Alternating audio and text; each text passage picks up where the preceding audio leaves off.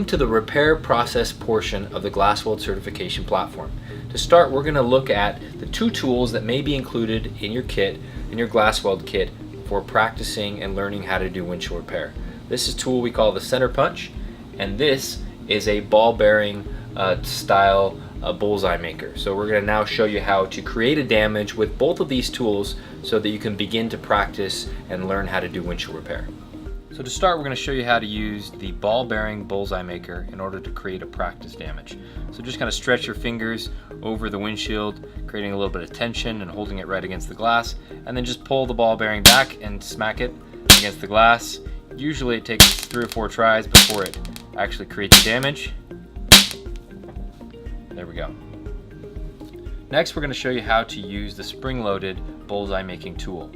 And we're just going to hold one end, the sharp end ideally, against the glass, hold it steady against the glass and fix it against the glass, and then grab the back side of it and pull it back and let it hit a couple times against the glass until it makes a damage. Typically this will make a more of a star break type damage or a combination break type damage. So the next step after we've made our damage is to analyze and determine what sort of break we have. So as you can see, we've already set up our mirror, which allows us to really get a good look at the type of repair that we need to perform. In this case, as you can see, this repair has kind of a conal shape to it all the way around. So it's got sort of a bullseye effect.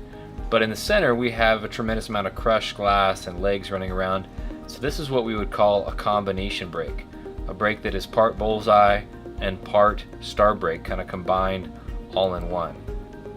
So now we're going to look at a star break, and as you notice here, the star break has legs radiating out from all different directions, and the center of the impact point is usually relatively small. There's usually not much space in the middle of the break itself, so this is a true star break. Now this particular break here is a combination break. It's fairly large, it's fairly open. Due to the fact that it does have so many small fissures in it, I'm going to opt for a slightly thinner viscosity resin, in this case a 2010 amber or an all-weather amber resin, which should help to hide some of this crushed glass and small fissures in the center of this impact point. If this break was more clean in the center, it would be a traditional bullseye, in which case I may opt for a 2020 warm weather resin in that case to help fill that break.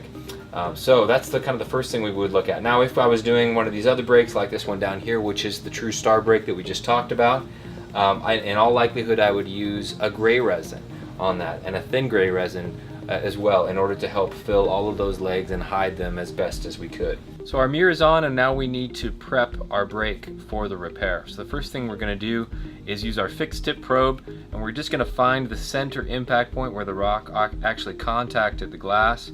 And we're just going to use a small amount of pressure and just kind of probe that area. This has a slightly large impact point. I'll kind of outline the whole impact point here. Some breaks will have small impact points, some will have slightly larger ones. And we're just looking for basically just removing any loose glass that may impede the flow of resin. But again, we're not going to drill here. We're just simply removing any loose glass that may be present there. I can use a little brush to brush away that debris once we've done so. The next thing would be to pre-flex the break, and so we're going to use that same fixed tip probe.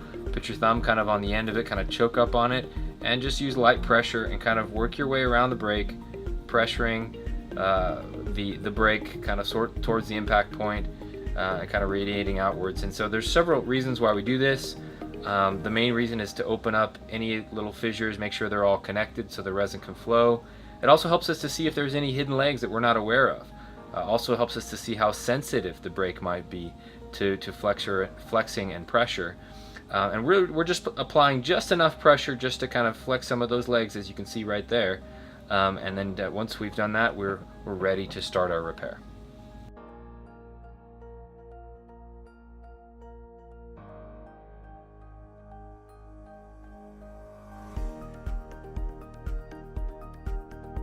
Now that we've flexed and prepped the break, again we're going to make sure that our tripod has a small amount of lubricant on each of the suction cups. You don't need much, but a small amount is needed in order to make an adjustment once we are on the glass. So we're just going to line the tripod up directly over the brake, and we want it to be in a Y shape rather than like this, right? And the reason being is that if you, for some reason, use an excessive amount of suction cup sealant, you wouldn't want it to drip in and contaminate the brake. So that's why we want to do it always in a Y shape on the brake. So just line it up, center it there, and then we're going to press each suction cup in individually. And what we don't want to do here is to press it with our hand, because that could lead to one of the suction cups not being fully adhered to the glass. Okay, so now our stand is set up and it's time to load our injector with resin. So the first step is just to make sure that the piston is all the way threaded to the bottom, and we're going to remove the white seal from the injector and just place it to the side somewhere where it can stay clean and dry. And then if you see the tip here of the lower piston, we want to back that up so we've got about 1/4 to 1/2 inch of space, or maybe a little bit more.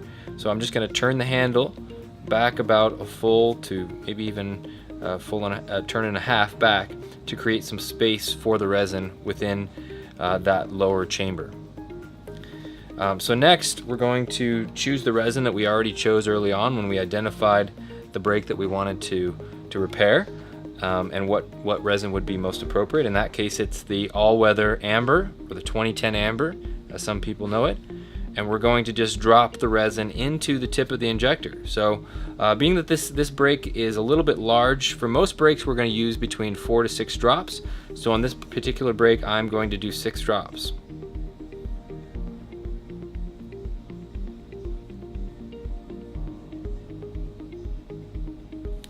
Okay, very good. Now we want to immediately put the cap back on the resin so that it doesn't start to cure, especially if you're working out in the sunlight. And then drop your double-sided white seal back into the injector. Again, you can put it in either direction.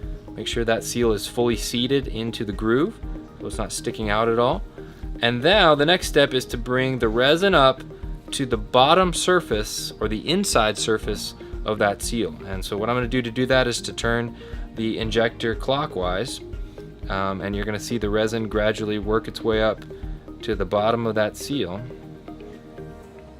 And this is important because if we don't do this, the resin will just come flowing out once we start our repair.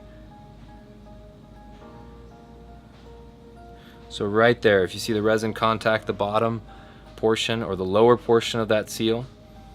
And now if we turn the injector upside down, the resin will not flow out. It'll just stay in place where it is. Okay, so now it's time to mount the injector into the stand. Two things we want to check just to make sure that our white seal is clean and dry, that there's no resin or other debris on the surface. And we also want to make sure that the ratchet teeth here, the Z-mount ratchet teeth, are lined up with the ratchet paw. So now that those two are lined up, all we're going to do is just grab it here from the back side, line it up, and push it in until it clicks. So now it's clicked and into position.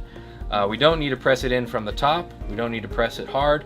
We just want it to kind of click into place. Now that it's about ready to touch the glass, now I'm going to make an adjustment on my stand, on the tripod stand, to verify that it's directly over the impact point. So all we're going to do is grab the stand and just kind of slide it down, looking in the mirror to make sure that it's directly over that impact point, right about there. Now, at this point, we're going to go ahead and create the seal against the glass, and all we need to do is just click it in until we see the white seal contact the glass, which was right there. And now we need 1 to 2 clicks to create a proper seal against the glass. So you'll see me do that. We're going to get 1, and I'll press a little bit more and see if I get a second one. And if you feel like you've got to press hard to get the second seal, in all likelihood it's not necessary. You don't need to over pressurize the zoom against the glass. You just want to press it in until it contacts the glass until you get 1 to 2 clicks. Now we're going to briefly talk about how to use your corner edge extension. With the zoom injector, you're going to set up your tripod. Let's say you got a brake right up here in the corner, and then you're just going to use your corner edge extension. It has some small teeth right here on the edge, and you're just going to click it into place. Then you're going to give yourself a little bit of downward pressure by threading the screw here in, the leveling screw. So you got just kind of a slight downward angle with the extension tool there. And then once your zoom is loaded up and ready to go, you're just going to ratchet it into that area and get those 1 or 2 clicks once you hit the surface of the glass. Now we're going to quickly show you how to mount your EcoVac injector if you don't have a zoom injector. So the EcoVac has got a threading mechanism here on the end and a threading mechanism here on the tripod stand. So you're just going to simply line those up and thread it into place. Once it engages, then just thread it down until it's about to contact the glass.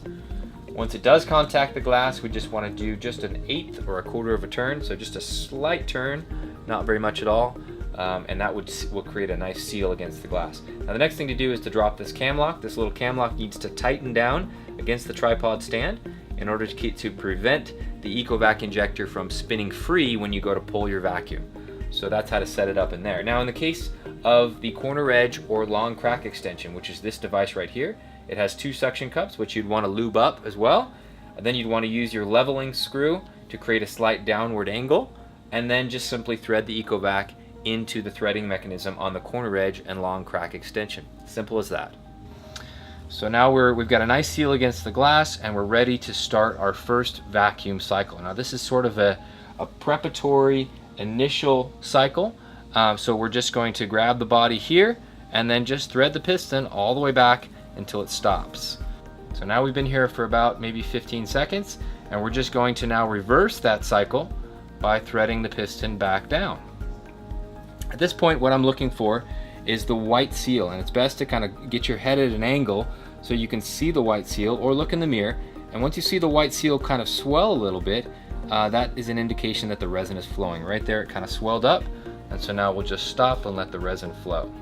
Again, we'll let this sit for about 15 to 30 seconds on the initial prep injection cycle. Okay, now we're going to go ahead and pull our second vacuum cycle, and we're going to just repeat the same steps. Just grab the body of the injector, thread it all the way back until it stops, and leave it there. Now at this point, this vacuum cycle is the most crucial. It's absolutely necessary that we get all of the air out of the brake at this point. So in order to do so, we're going to leave it for 1 to 2 minutes, and we may even do a little bit of flexing while it's under vacuum in order to help open up any of the legs around the perimeter. And basically what we'll do is just briefly press some of the legs, kind of working our way around the brake, kind of pumping the brake, so to speak, so that any trapped air may be able to work its way out. Okay, now we're going to complete the second vacuum cycle, and the prime cycle, we might call it, the prime resin injection cycle. And we're just going to thread this down once more until the seal swells up slightly again, and that will indicate the resin is flowing. Right there, the resin's flowing, and you can kind of feel a little bit of resistance sometimes in the injector too, to tell that the resin is indeed flowing. And at this point, we want to give it another 1 to 2 minutes as well. So at this point, we've completed our first 2 cycles, both vacuum and resin, and now the brake is pretty much completed. But if we were to notice that, some of the legs might be still visible from certain areas, then there are a couple of techniques we can use to speed up the process of them filling. One is flexing, and flexing just involves using your fixed tip probe, kind of choking up on it, and pressing and holding at the base of the leg that needs attention. And you're just going to hold that pressure until the resin can fill into the end of that leg. The other technique that we really recommend is using the included cork that comes with your glass weld kit. And with that, we would recommend massaging the brake from the inside of the glass, just for maybe 10 to 15 seconds with light pressure, which helps to kind of pump the brake and allows the resin to flow in more quickly. So another common question that technicians, when they're learning, ask is, how do I know if the legs are truly filled? Well, the best way to do that is to focus your eye on each individual leg from one angle, kind of focus on it, and then move your head in 360 degrees around the brake while continuing to focus on that leg. If the leg is only visible, or dark you might say, or shiny from one angle, then in all likelihood that leg is filled. If it's visible from multiple positions, multiple head positions, if you're down here or over here or up here, you still see the leg, then that means that that leg still needs attention. So once you reach the point where all of the legs on the brake are visible from only one angle, then you know your repair is completely filled. It's also a good idea to, at this point, either remove the mirror or enter into the vehicle and analyze your repair from the inside. You sometimes may see something from the inside you don't see from the outside. So it's a good idea to go inside, remove the mirror, and check the brake before moving to the next step, which is curing. So now we've reached the point where it's time to begin the curing process. So we're in this case going to be using the ProCure Plus light, and you'll notice that we have already connected the cord. We've already plugged it into our power source in the vehicle's cigarette lighter. And on the inside of this curing light, we've got some grooves that will sit directly on the tripod legs. We've also got those angled lights that will reach the entire brake area and start to cure it while we're under resin pressure still. We're still injecting resin while we're going to start that curing process. So now we're just going to simply install the curing light directly over the injector and stand, press the suction cup in and make sure it's centered over there. And at this point, all I have to do is press this button, and then this ProCure Plus logo will begin to flash or pulse, and it will continue to do so for approximately 60 seconds. Once that has stopped flashing, we'll know that our curing is complete. It's a good idea to place it to the side so we can use it during the pit fill process. If your system includes this small LED curing light that we call the cure light, this is how you would use it. So after you've completed your repair, you would install it, press the suction cup in against the glass, angle it downward until it's angled at the tip of the injector, and then press the button and it will light up, and you'll leave it in each position on each side of the tripod for approximately 1 minute. If your system uses the Cure-All curing light, you would want to line it up over the tripod on an angle as close as you can to the tripod. Set it up, angle it in towards the brake, and leave it in each position for about 1 minute.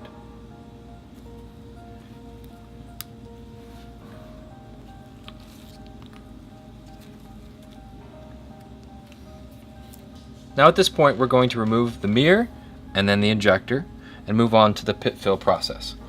So to remove the injector, we're just going to back off just slightly a little bit of the resin pressure, just a tiny little bit, and then we're going to press this release lever here and pull the injector straight out.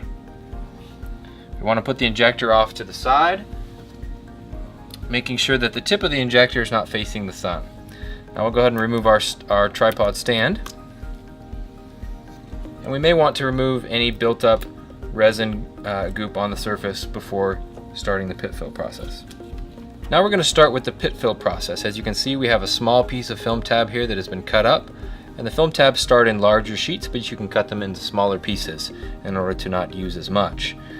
We're going to take 1 drop of pit fill resin and drop it just above the impact point and kind of lay a film tab directly over the surface, just like so.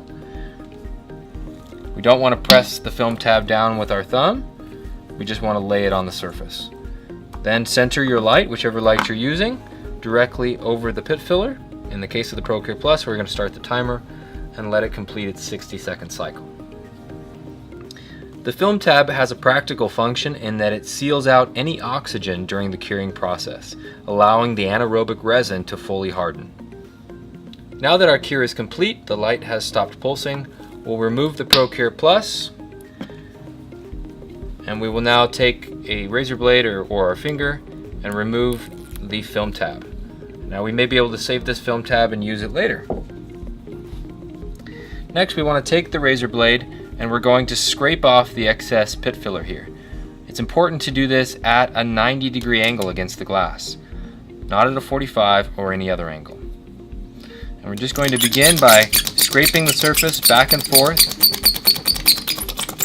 We can do it from a variety of different angles with light downward pressure.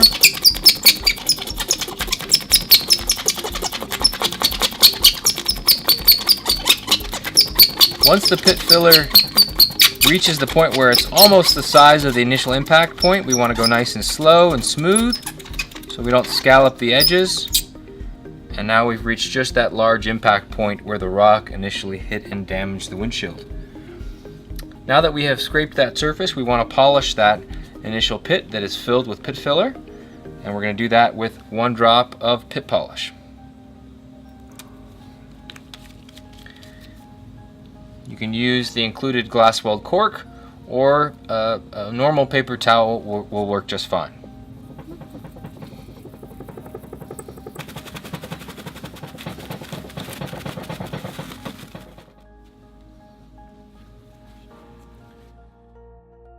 So now that we've completed our first repair, let's just analyze briefly how you can clean your injector after each repair and at the end of each day. So the steps for cleaning between one repair to the next is really simple.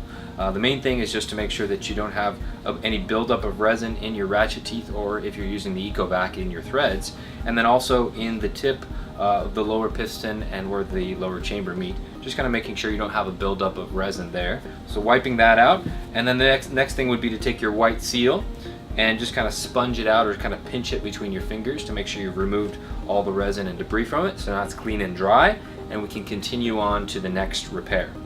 Now let's say that it's the end of the day and it's time to clean our injector. What are the steps that we're going to follow to make sure that our injector stays in tip-top condition for a long period of time? So let's go into that. The first thing is just to break apart the injector, and once again it is reverse threaded, so just to remind you of that. So we're going to remove the cap from the injector, and once again we've got the upper seal and the lower seal. So the first thing we'll do is just kind of wipe those off, make sure that the upper seal, that we kind of clean in the top of it as well, so there's not a buildup of seal lube or resin up around the top of that seal, and then also wipe off the lower seal as well. We can do the same thing with the upper chamber, kind of wiping out that area. And of course we can't easily access the lower chamber, so what we're going to do with that, because the lower chamber in particular comes in contact with the resin, is we're going to use denatured alcohol. You'll notice it does not come included with your kit. For shipping reasons we cannot ship it, but you can find it in any hardware store. And we'll just spray a little bit of denatured alcohol on the lower piston and the lower seal, and also into the lower chamber. And then we can use one of the pipe cleaner type apparatuses that come with your kit, and you can just kind of clean out that lower chamber. That's the most crucial area, because that's where you can get a buildup of resin kind of going at it from both angles, and making sure we don't have a buildup of resin in there. And then in addition to that, we can wipe this lower seal now off once more, now that we've got all of the denatured alcohol on there to help eat away at the resin.